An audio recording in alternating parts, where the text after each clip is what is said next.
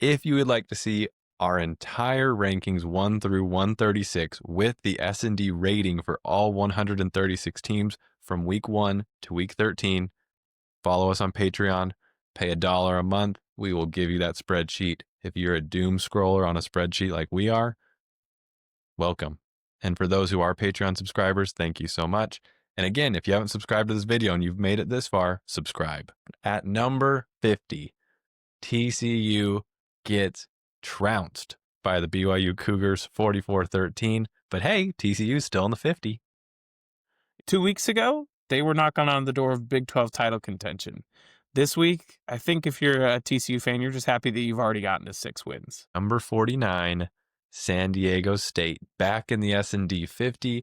Their defense once again carries them, holding Boise to under 10 points. We'll see what they do down the stretch here in the Mountain West. There's been a lot of close calls where they're down in the fourth quarter and some way, somehow find a way to pull it out. So either way, a win's a win, and 8-2 is an impressive record. Clemson has had like the sneakiest rise back to not sucking of all of our like once upon a time title contenders. I watched Old Dominion go for 2 when they were up 26-0. Not sure what they were, just going for the jugular there.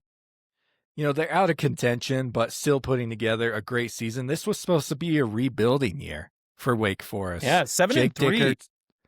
Yeah.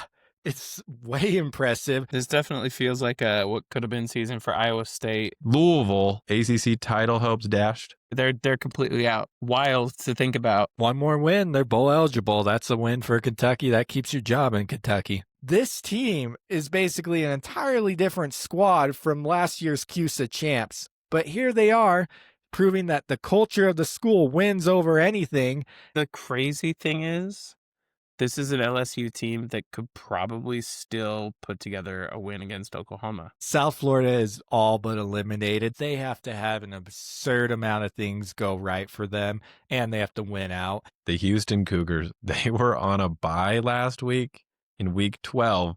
They are currently ranked 25th in the AP poll. It's offensive to the teams above them that we're about to mention, and there are a lot. They just need one loss from Boise, and they win out. They're in the title game. We can't quit Washington. Washington can't quit the S&D 50. Out of the Big Ten title hunt, most likely out of playoff contention. But Washington's still having a great year. Yeah, that's why they're not getting too many points in our model. For context, if you beat an FCS team, you probably get like 10. We didn't value this much more than beating an FCS opponent, and they didn't blow them out. Had they blown them out, they might have gotten like 50 or 60, but that was a close game. They did not get a better weather game, guys. They get a downpour at USC. They cannot catch a break in weather or in winds. They lose to USC by a toe. Things get very difficult for Cincinnati to make the Big 12 title game. They no longer control their destiny. Hey, at this point, Nebraska, just try to stack as many wins as you can because it's about next year and rolling that momentum forward. Pitt has a path to the ACC title, but it's very tricky. Brent Brennan had a down season last year. That was his first year there, but has turned it around this year. They got Fafita slinging it. I think this is clearly the best team in the state of Arizona. SMU reaches the ACC championship game if they beat Louisville and Cal to finish the season. Virginia Tech has to beat Virginia. Pitt has to beat Georgia Tech, and Miami has to beat Pitt. They don't control their destiny. They could win out and miss the American title game. They need Navy or North Texas to drop a game. If either of them drop one game, then they control their destiny. Yeah, but speaking of controlling destiny, they don't either. Their situation's even worse than Tulane. They need Tulane to lose, and then also either Navy or North Texas to lose. This was a ugly win for Georgia Tech. It is still a win. It keeps them in contention for the ACC title, but in our model, they are punished for that kind of performance. Navy really makes the American interesting, guys, because they have that Army game that's after championship weekend. They could win that and then possibly lose to Army. Who knows? Navy's a fun team to watch. Virginia walks all over Duke. Chandler Morris ends up playing Jacob. No problem for Virginia. quietly the best team in the Big Ten that's not in playoff contention. Tennessee, to me, is the most baffling thing. They are winless against ranked opponents. I like Arizona State. They obviously are not in a playoff position anymore, but this feels a lot like the Arizona State team last year, who down the stretch could beat anybody. At number 20, Vanderbilt. They were on a bye in week 12. In week 13, they have Kentucky. A Kentucky game that no longer looks like a sure fire win. Yeah, I was very wrong about NC State's ability to compete against Miami. They broke the AP poll rank finally. We've had them up here in the top 25 for a couple weeks now, thus showing how the SND is always a couple steps ahead of the human poll systems. But North Texas, this is their first time getting ranked by the AP in 66 years. Our highest rated G5 team at number 16, James Madison. Ranked number 21 in the AP poll this week. And they secured their spot in the Sun Belt East Division as the champions. So they are at least guaranteed a spot in the Sun Belt Championship game now. They don't blow it against Northwestern. They have Maryland and then the Buckeyes. And I'm still hearing rumblings, though, that if they beat A&M, that they might be in the playoffs. Texas never dies. Great win for Oklahoma. Spencer, why is Oklahoma ahead of Texas when Oklahoma lost to Texas? It's a great question. Oklahoma is only about 13 points better rated than Texas. The game was far enough ago that it's not really taking that into consideration anymore. Everyone was on Lincoln Riley's back for being terrible the last couple seasons at USC. He's finally 8-2, and it feels like no one's giving USC any credit or any care. I get that they have a difficult remaining game with Oregon, and there's not a clear path to the Big Ten title, but this is a clear turnaround for USC, and it seems that no one cares.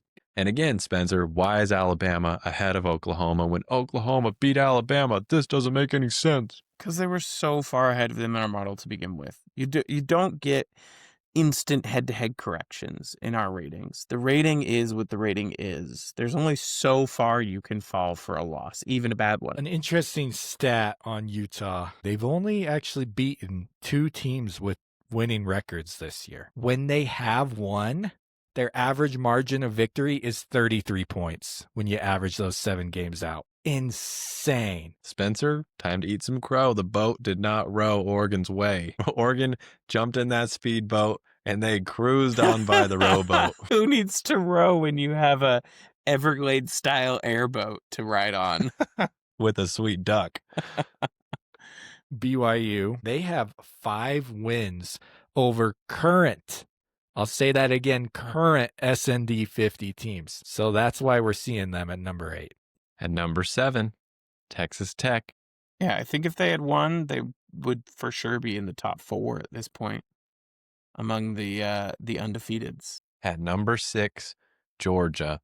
Getting their credit. These Georgia fans have been at us all year. Here they are at 6, getting their credit.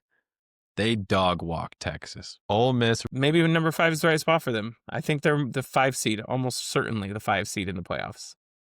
Love it. At number 4, up a spot, Notre Dame. Our model really likes them. It likes how consistent they've been in winning since the beginning of the year.